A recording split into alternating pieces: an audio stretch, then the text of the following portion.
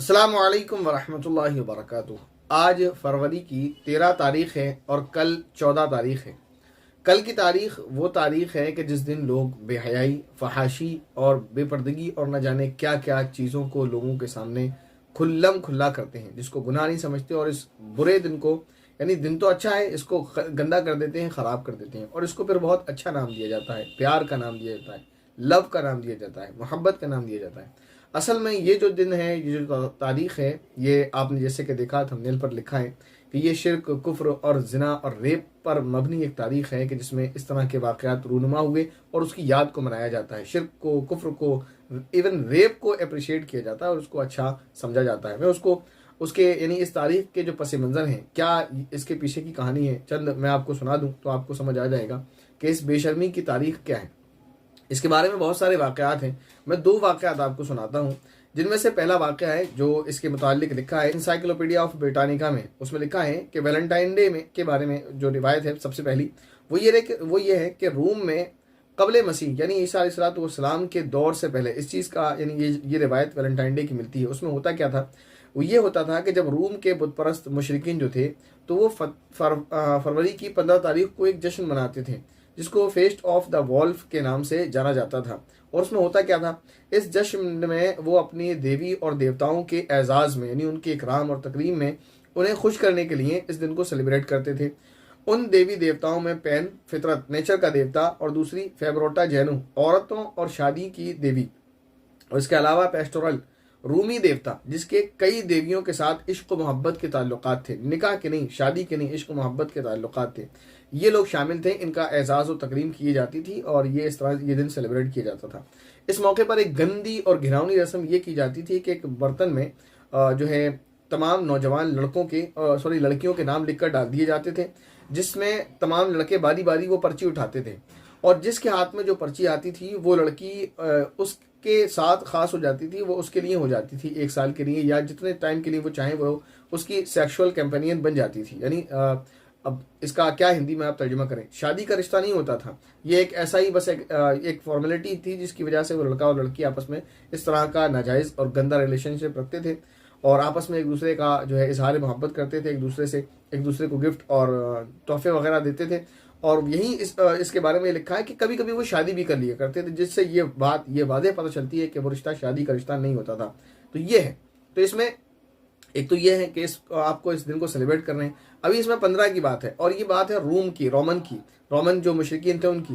फिर जब ईसाइयों का कंट्रोल हुआ उस पर रूम पर, तो उन्होंने फिर उसको कन्वर्ट कर लिया और फिर उसको 14 को सेलिब्रेट करने लगे और इसमें उन्होंने अपनी कुछ कहानी गढ़ी। वैलेंटाइन असल में 3 प्रीस्ट पादरियों का नाम भी है, उन पर अलग अलग कहानियां हैं, जिसमें से एक कहानी मैं आपको सुना दूं। तो अगर कोई इस दिन को सेलिब्रेट करता है तो देखें, इसमें शिर्क और कुफ्र की बात तो है कि वो देवी देवताओं के नाम पर एक जश्न मनाया जाता था जिसको वैलेंटाइन डे कहते थे।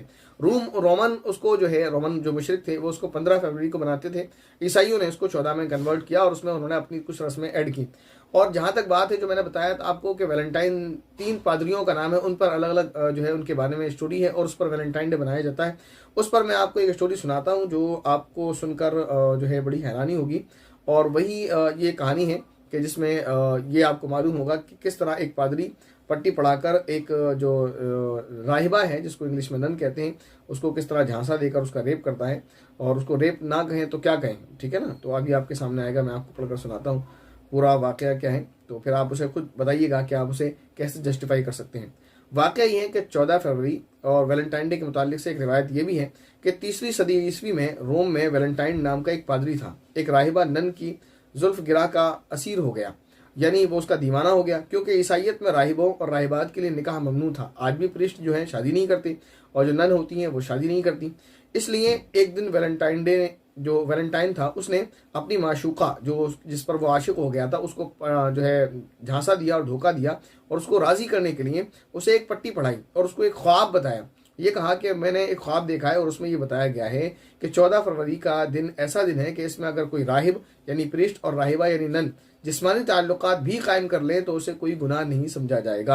राहिबा ने, क्योंकि जाहिर है वो उसकी शागिर्द रही होगी और वो ज़्यादातर जो है चर्च में भी आप देखेंगे तो बड़े ओहदे पर जो होगा वो पादरी मर्द होगा, प्रीस्ट, और नन जो होती है उसके असिस्टेंट, आप ऐसा समझ लें। उसने पट्टी पढ़ाई, उसने मान लिया, राहिबा ने इस पर यकीन कर लिया और दोनों जोश इश्क में सब कुछ कर गुजरे।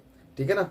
तो इस तरह ये हुआ। अब कहते हैं कलीसा की रिवायात की यूं धज्जियां उड़ाने पर उनका हश्र वही हुआ जो अमूमन हुआ करता है, यानी उन दोनों को कत्ल कर दिया गया। कुछ अरसे बाद चंद लोगों ने उन्हें मोहब्बत का शहीद जानकर अकीदत का इजहार किया और उनकी याद में ये दिन बनाना शुरू कर दिया।